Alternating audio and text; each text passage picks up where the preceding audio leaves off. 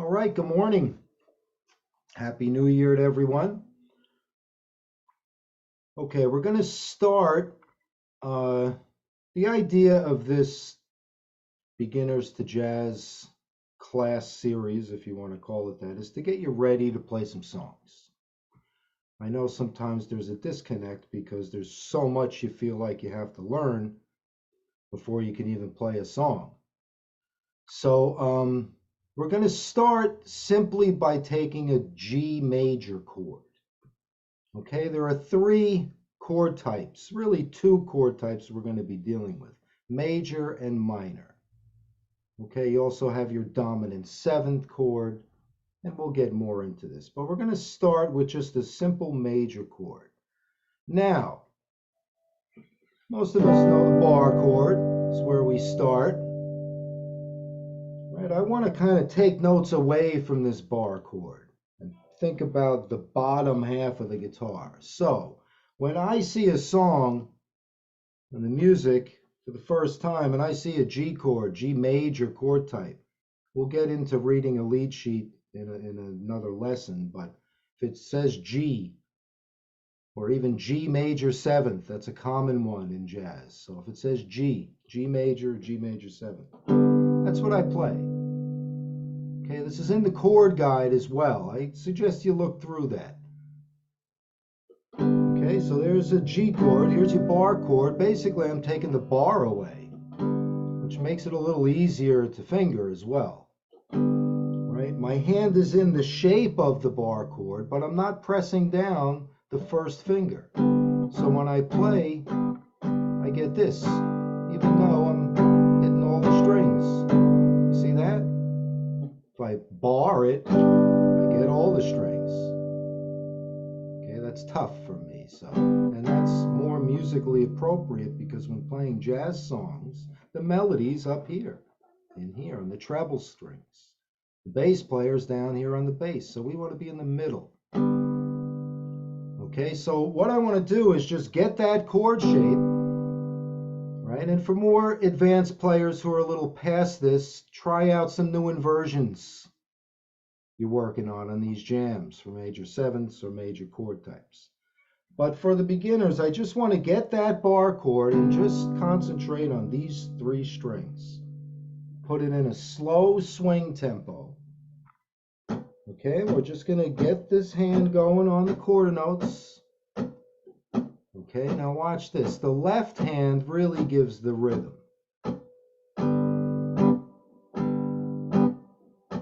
This stays the same, long, short, long, short.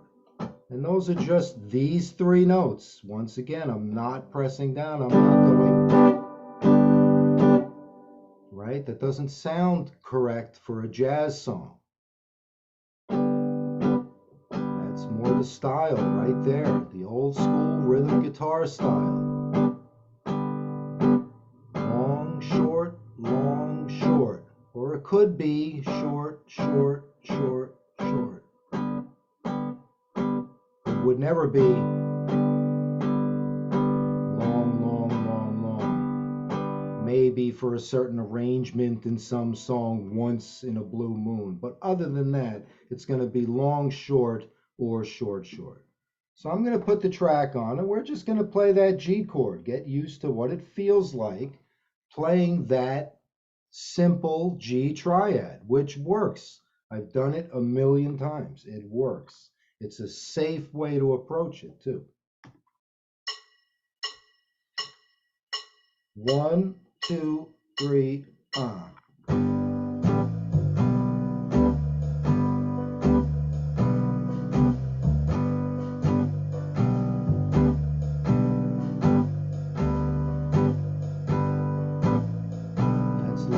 short.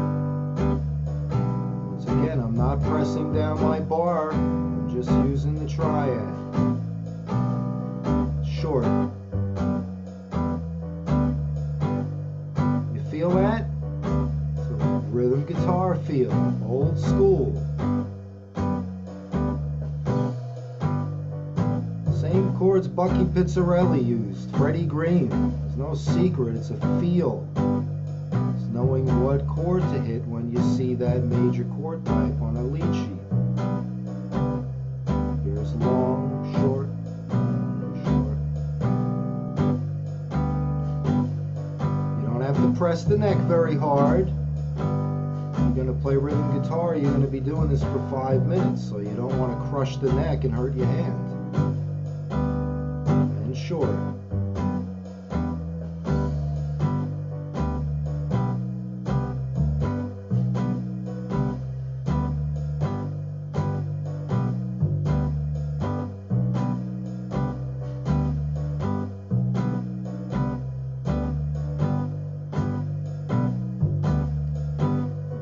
Simple swing rhythm is 1 and 2.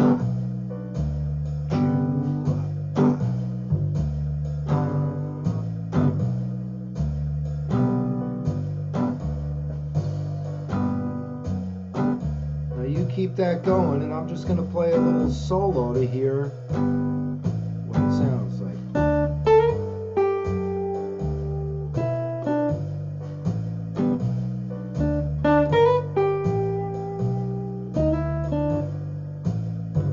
To the bar.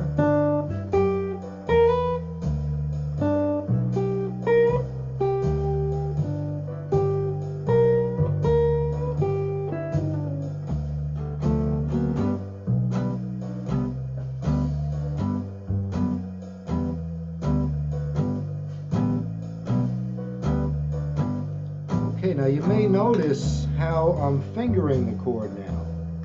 I changed it up because that, after a while, you don't have to really use these notes. So I do that because it's easier on my hand. Okay, I block with that and I block with that. But my right hand is trained enough that I'm not hitting all the strings. It's real tight, focusing on those middle strings. It's a major chord type. Okay, G. The time you see G6, G major 7th, and again, in another class we'll go over how to decipher a lead sheet, because that could be very confusing. If you see a G major 7 with a 9 in parentheses, you start going through your chord grid books, and then you figure out this big complicated chord, and then you get frustrated because you don't realize that all you have to do is play the G chord, the G major. Okay, so the next go-to chord, once again, when I see a lead sheet or given a lead sheet at a recording session or a gig and I see G major, this is a go-to, G major 7.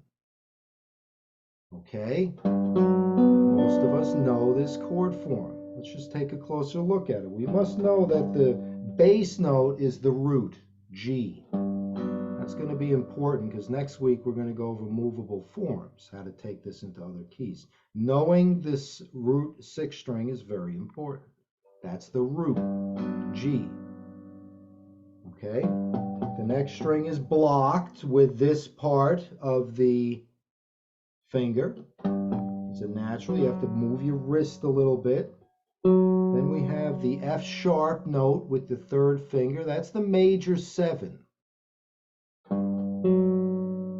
There's your octave, your root.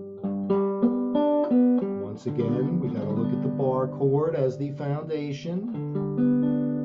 Okay, that G becomes the major 7 from 8 to 7. Okay, then the 3rd, which is B with our pinky, and then the 5th, D, with our 2nd finger. Okay, now it's a nice chord. Let's play it through. I'm going to put the track on. I'm going to put it on a Bossa Nova for this one, just to change it up a little bit. And I just want you to strike the chord on the downbeats, every other measure. Nice and clean. 1, 2, 3,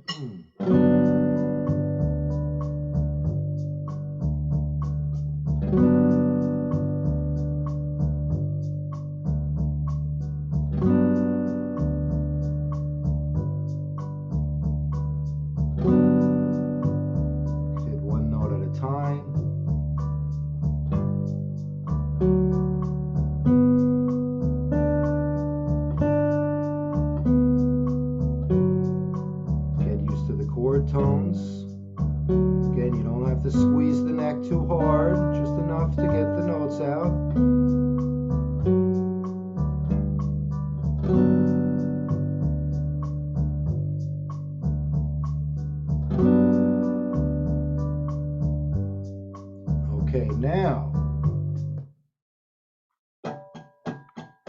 Want to get that going. Just kind of block the notes. Just get that going, because that's going to be the basis of really all your rhythm. Eighth notes. We did quarter notes before.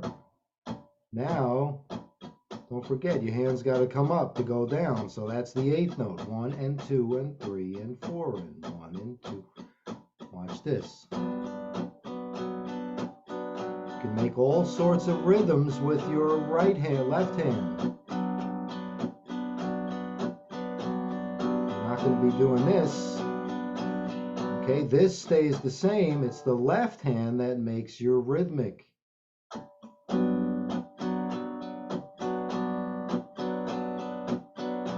can make any pattern you want.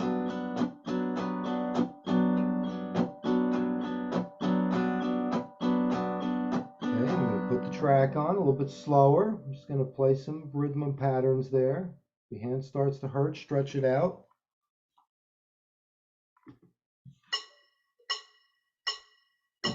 One and 2 and 3 and 4 and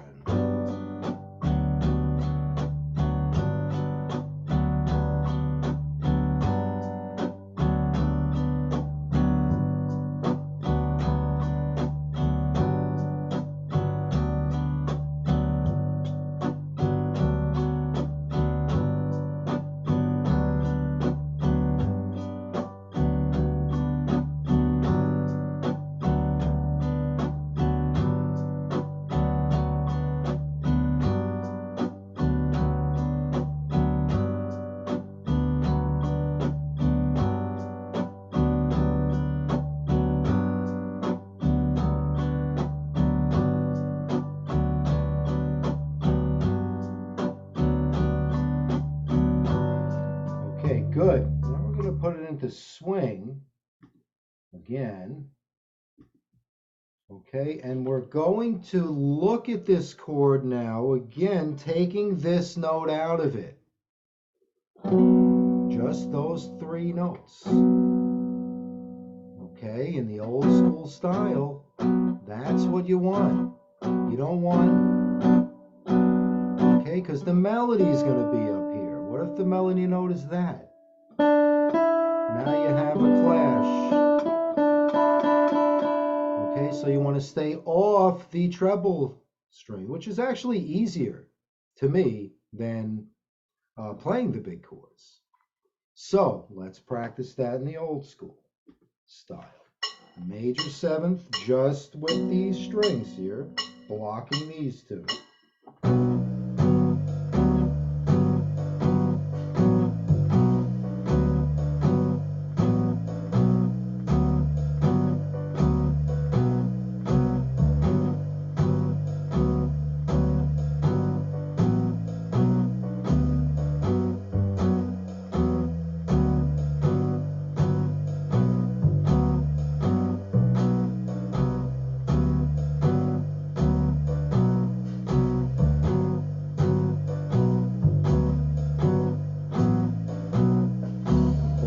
With this part, so this finger can actually be at ease.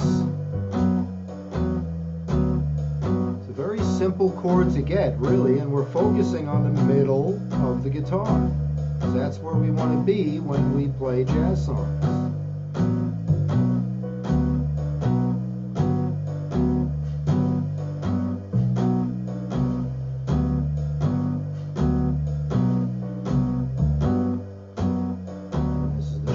Short, like me, short, staccato, I'm staccato.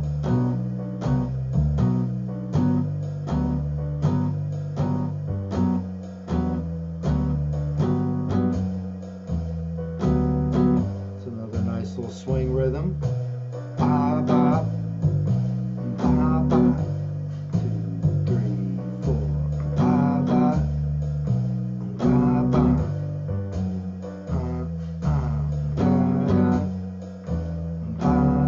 Now back to 4 to the bar.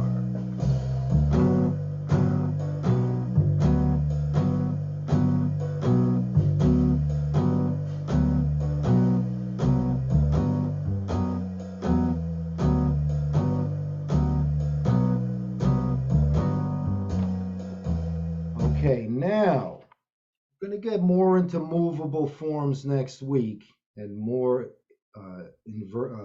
inversions, but G, we go up the scale, G, A, B, C, and we get the same form. There's your C major 7.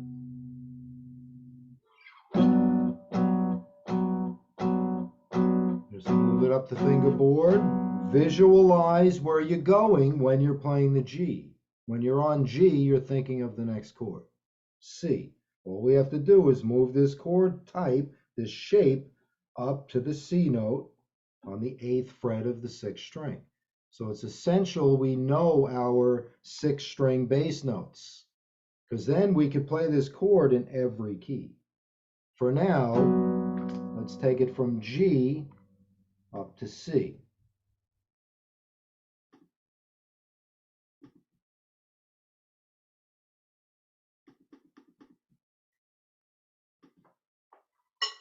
Two measures of G and then 2 measures of C. 3, 4. Think about C, we're going to make the move. Back to G, visualize where you're going and make the move. Concentrating on the lower end of the guitar. Visualize and move. Visualize the C and move. Trying to make a nice smooth transition. You're going to hear a little string noise. That's okay.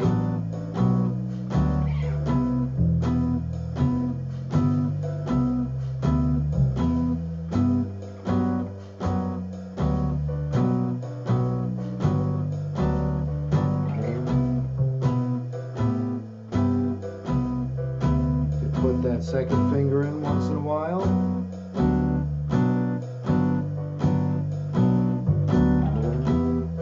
Just to make sure we're playing it clean. Can arpeggiate it.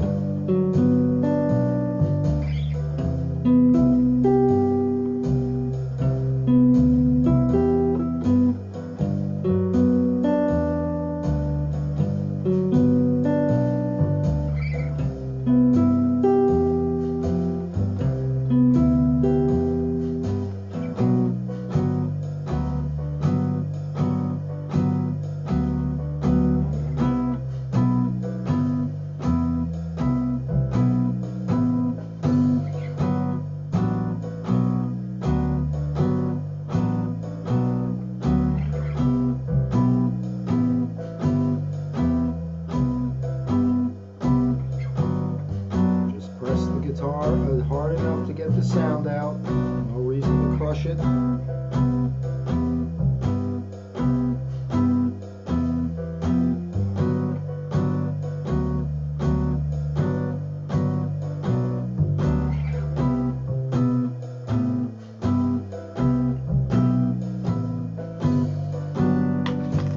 Good. Okay, I will make that into an MP3 and put the G major jam and the G and C major jam up there as MP3 files to practice along with. If you have any questions, please let me know. Any comments or anything that you think needs to be included. And we'll see you next week.